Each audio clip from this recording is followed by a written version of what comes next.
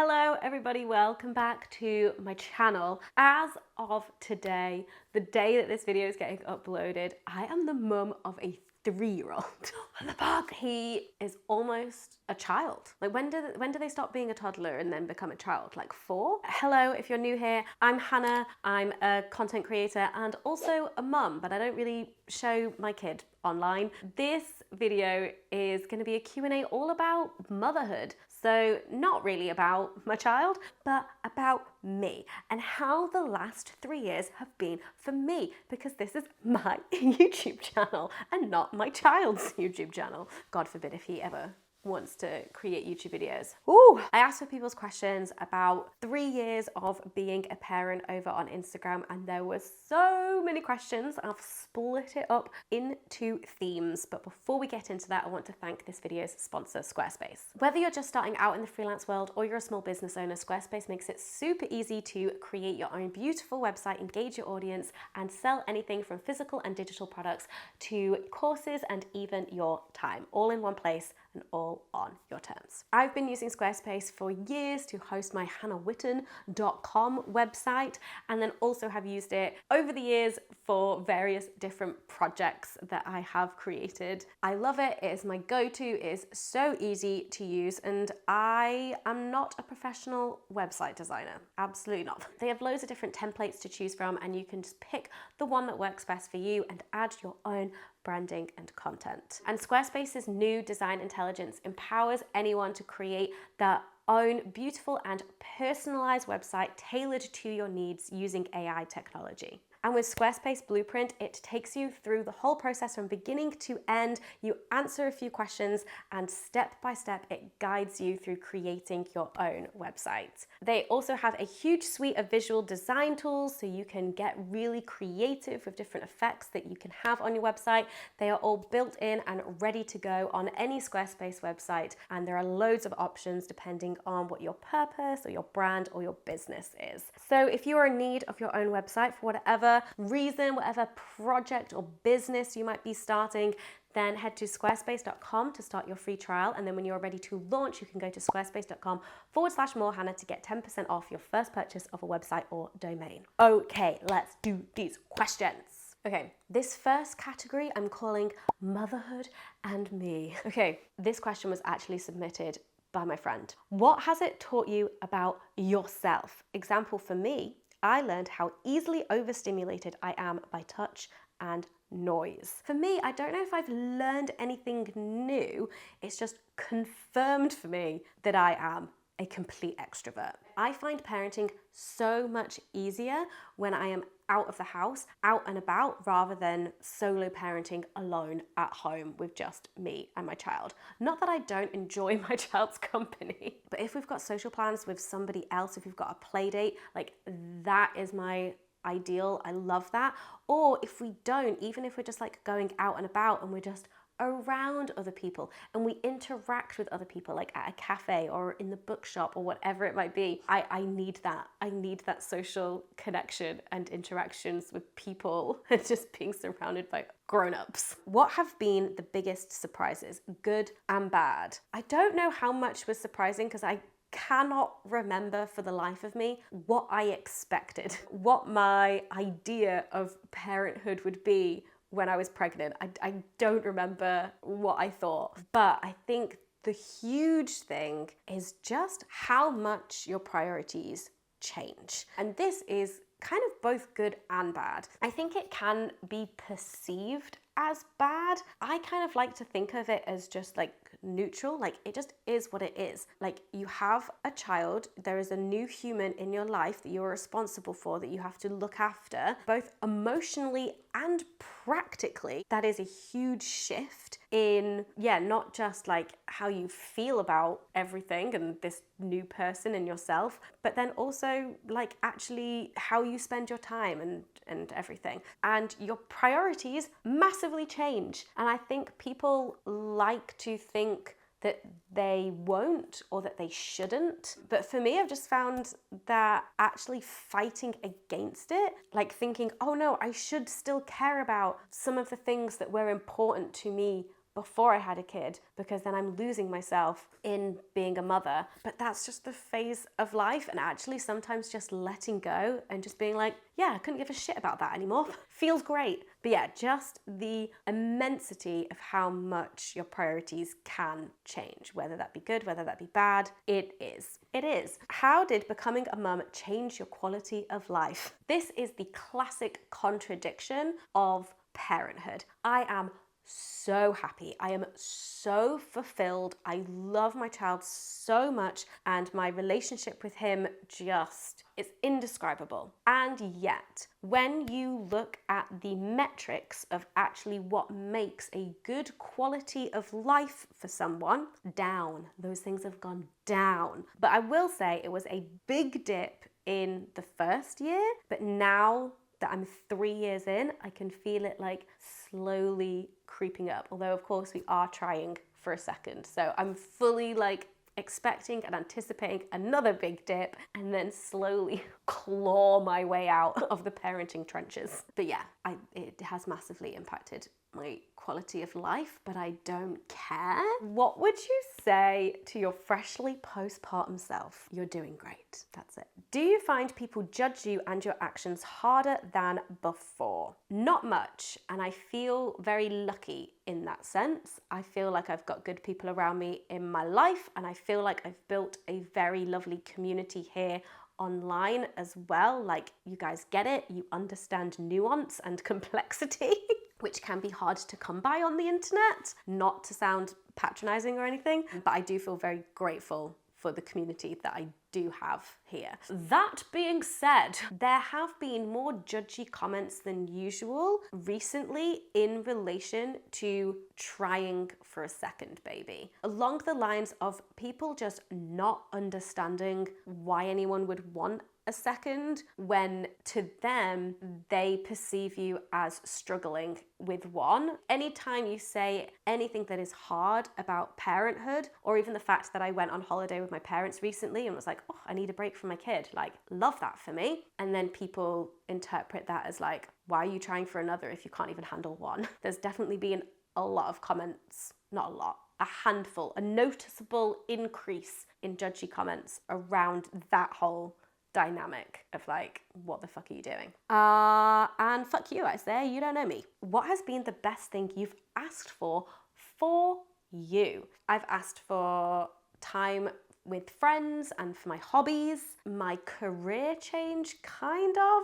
It's not like I asked Dan for permission for my career change, but it was definitely something that we talked about a lot.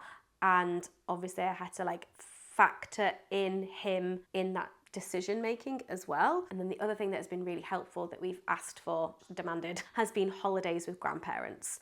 So we haven't done a holiday with just us and Rowan. My parents have basically always come along and they love it, we love it, but that, oh my God, it's not a holiday unless you have extra pairs of hands to help with your child. It's not a holiday. How does your identity feel? Do you feel like Hannah who just has a kid, or is it more ingrained? I honestly do think I feel just like me who has a kid. And I think it is probably down to the amount of time that I get to spend away from him, and maybe because I did that quite early, because he started at a childminder's when he was 3.5 months old, because I went back to work part-time then, and so I've always had this separation from him, and so I never really felt like I stopped being me. And occasionally I do just get like a bit freaked out of like, whoa, I have a child. I'm a mum to a 3-year-old. Who let me do that? I'm too young. I'm so young and naive. But yeah, I do sometimes feel like I'm just me. And I also have a child. Okay, this next category of questions is all about relationships and friendships. Okay, how did your parenting impact your dealing with other people? Which I didn't quite understand at first, but then they've put, e.g., gentle parenting others. This is fascinating. And I don't think I've let any of my like parenting behaviors seep into other relationships that I have. However, the other day I did make a joke to Dan, my husband, about giving him a consequence for doing something naughty. That's such a parent way of putting it. But he did something that pissed me off, as it happens in relationships. And I genuinely was like, what if I give you a consequence for this? We ended up just giggling about it because it felt so wrong. Like, even just like trying to do it sincerely to him, I was like, ooh, gross. I'm like parenting you. It did feel very ridiculous. He is a grown adult. I'm a grown adult. I can't control his actions and behavior. I can't control other grown-ups' actions and behavior. And that is part of negotiating being in a relationship with someone. So I don't think I have. And also I don't think I would recommend trying to gentle parent grown-ups. How has Dan and your relationship changed? So I feel like on the surface level, it has changed massively. Like less sex, less quality time together. We don't sleep in the same bed at night 99% of the time. But foundationally, no, I don't think it has changed at all. The love and the care and the intimacy and the respect and the communication are all very much still there and still intact. And when it comes to those surface level things that have changed, we're both just fully aware that this is the phase of life that we are in and it's not going to be forever. And as long as we keep those foundational things intact and make sure that we're really solid there, then we don't really have to worry so much about the surface level things. Unless, of course, you're trying for another baby, then the sex kind of does matter. Oh dear. Speaking of which, someone has asked, how's your libido? Genuinely curious. I have a 2-year-old and it's non-existent. And this is where I'm gonna put my sex educator hat back on. It's all about responsive desire, baby. It's all about responsive desire. Go back onto my sex ed channel and watch the videos about desire, about sex drive. I do not rely on my libido to have sex. If I did, it would never happen and we would never have another child. We have learned together how to get ourselves in the mood, even when we really don't want to, which is very necessary when you are trying to conceive. And again, please watch those videos, but just to clarify here, this does not mean we are having sex that we do not want. It just means that we know that we can't rely on desire, we can't rely on a sex drive in order to get us to a point where we're enjoying sex. You have to start. You have to kind of like start going through the motions and then the desire comes. That's basically responsive desire. Quick fire. She still got it, sort of. What is your favorite thing about seeing Dan as a parent? Honestly, just how much fun him and Rowan have together and like how much they love each other. I think some of my favorite parenting moments is me in the kitchen cooking dinner. Get in the kitchen, woman. I might have like an audiobook in my ear, but I can hear absolute carnage in Rowan's room. And by carnage, I mean like just very intense play. And I love it. I love just like hearing the two of them just like having an absolutely crazy loud time. And then I'm there like cooking dinner, listening to my audiobook. Those are the good mundane moments. What has been most helpful from friends, family when supporting you throughout? Honestly, just hanging out, just coming over or meeting up somewhere where I can bring my toddler and there's entertaining stuff for them to do there too. Also friends coming over and playing with my child so I can sleep or I can do other things that need getting done. Like just honestly, physical presence is one of the most helpful and important things, I think. I love this next question. Did your relationship to your mum change in the sense that you now get her better? I don't think our relationship has changed, but I just have this newfound appreciation for her and my dad as well. Just looking at them and thinking, oh my God, the way that I feel about Rowan is the way that you feel about me. And that's intense. And it explains a lot in a good way. I'm very lucky. I've got a really lovely relationship with both of my parents. And so yeah, it definitely has given me a new appreciation for them and all they've done and how they feel, you know, about me and my sister, even now that we are grown adults ourselves. How do you keep your friendships alive with friends who are not interested in kids? So I actually did a whole video with two of my friends, one who is child-free by choice and the other who is like TBC on having kids. We did a whole like Q&A all about like those dynamics and friendships. So maybe we answered this in that video as well, but I will do my best here. This is my approach to it and it may be unpopular opinions, I don't know. Friendships go through phases, and when a friend has kids, the friend who is the new parent is less flexible and has less capacity, and they have more needs, both physical and emotional. And without acknowledging that, you are doing your friendship a disservice. The non-parent friend, whether you like children or not, that's irrelevant. Do you like your friend? Show up for them. They need you. And maybe you need them too right now, but they have significantly less resources and capacity than you have right now.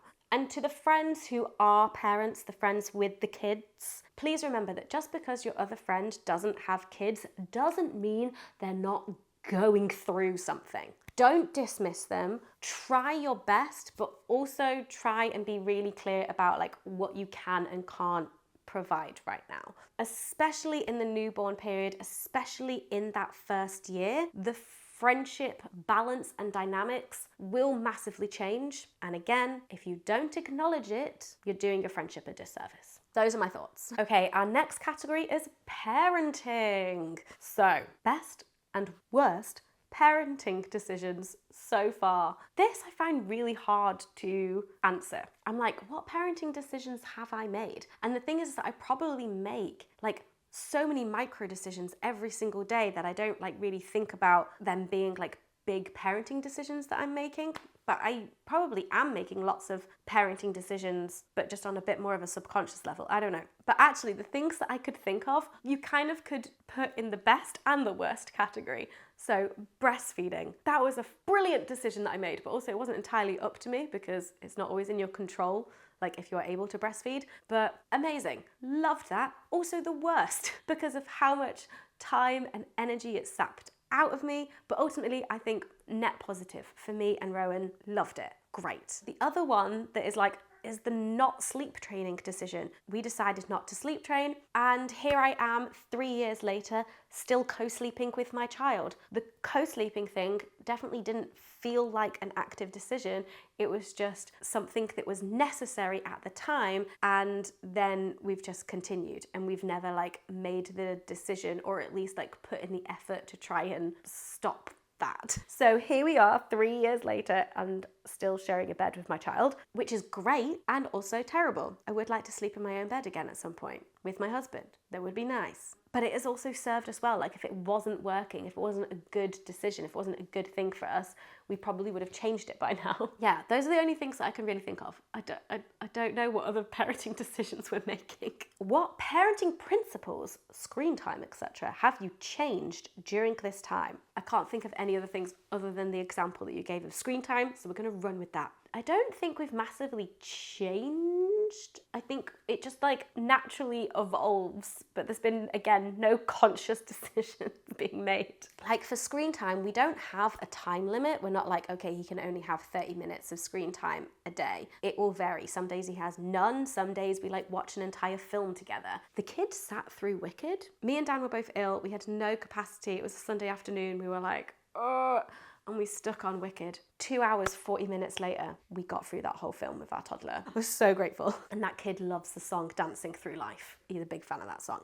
But in general, we do try and keep it low. I'll be honest, I do use screen time as a tool to keep him occupied when I'm trying to do something like cook. Obviously, if he wants to go play, great. But if I can't quite get him engaged in play before I need to start cooking, then I'll be like, right, TV. And then we do like watching things together. We'll often do like family film time. Dan's taken him to the cinema once as well. And we have just recently introduced Rowan to gladiators and he loves it. But he's always rooting for the gladiator. He always wants the gladiators to win. Did I answer that question about parenting principles changing over time? I don't know. We're just rolling with the punches. Are you worried for your child all the time? Is it scary? So yes and no. Like for instance, right now, I am not with my child and I'm not particularly worried about him because I trust Dan, I trust his childminder, I trust his grandparents. So when he's not with me and he's with any of those other people, I'm kind of chill. I mean, there is obviously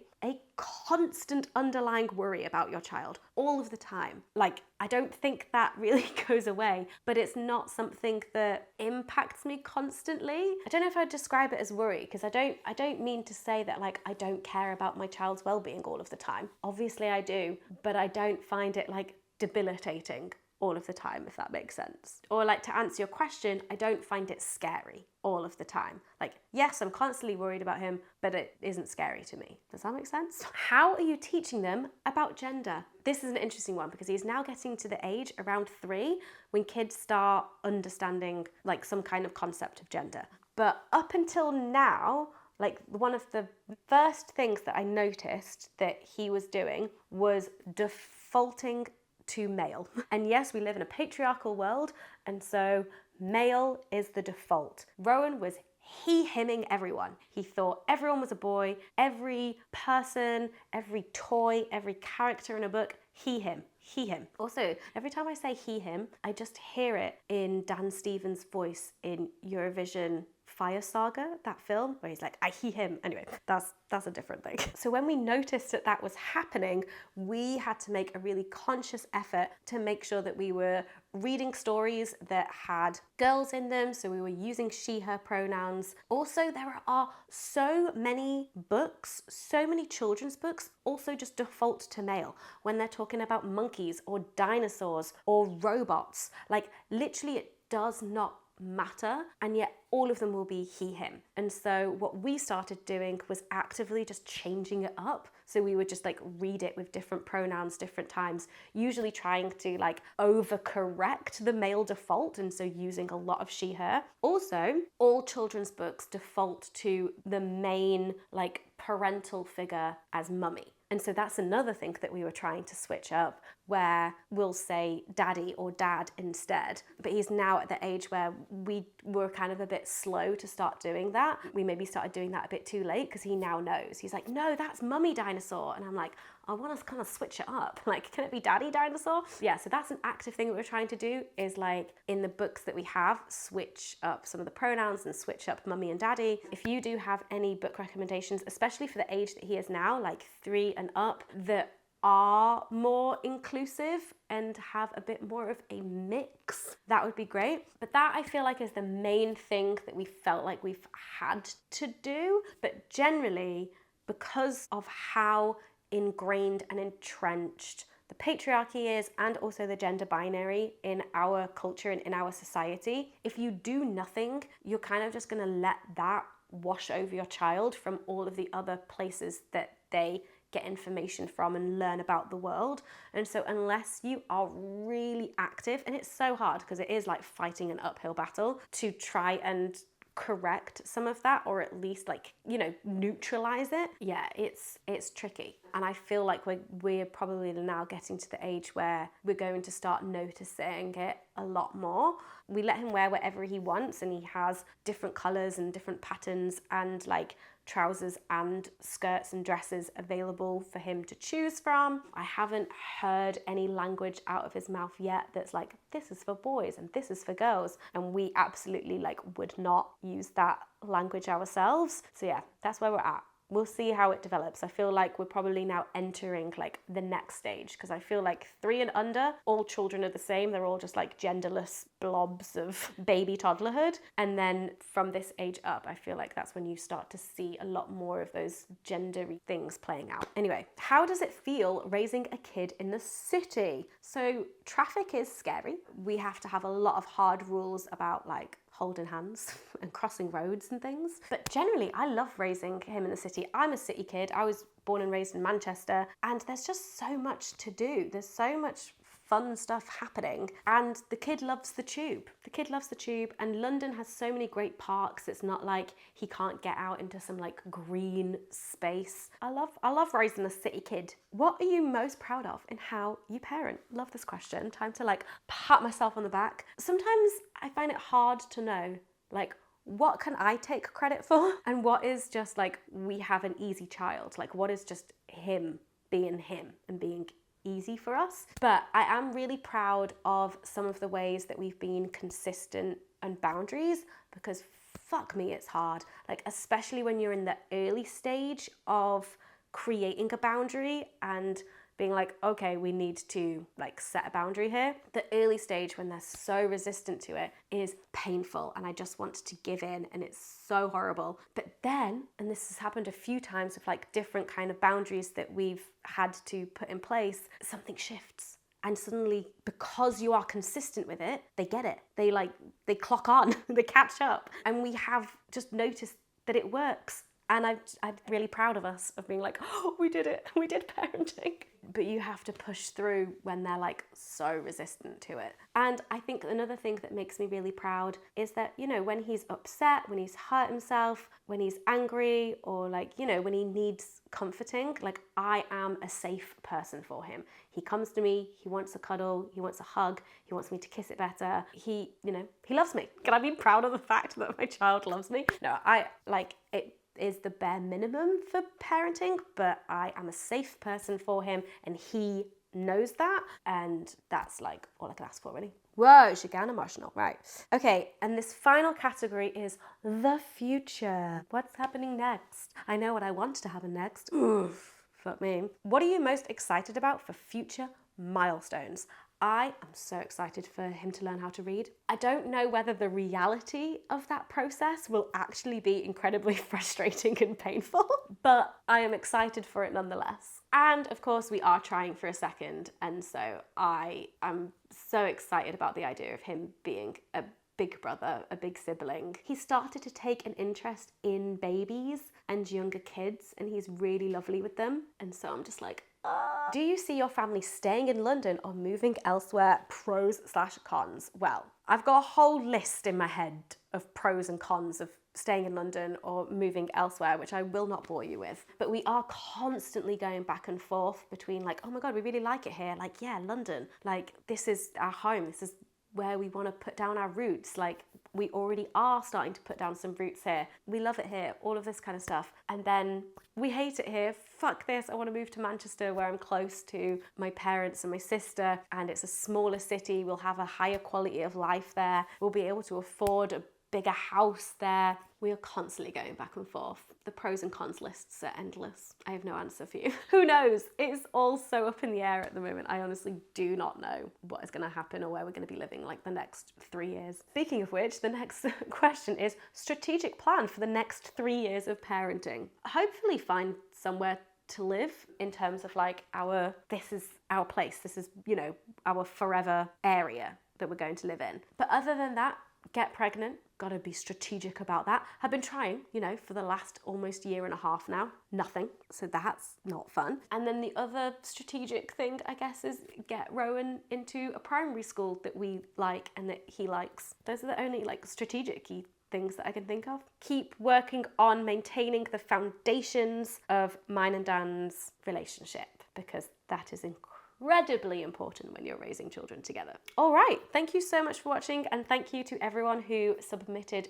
questions. I hope you enjoyed this video. Please share your own thoughts and feelings on things that we chatted about in the comments. I'd love to hear what you have to say. I hope that you're doing well. I've just noticed that I'm not wearing my red jumper for a Q&A, but that's because it's warm today. And happy birthday, obviously, to my baby.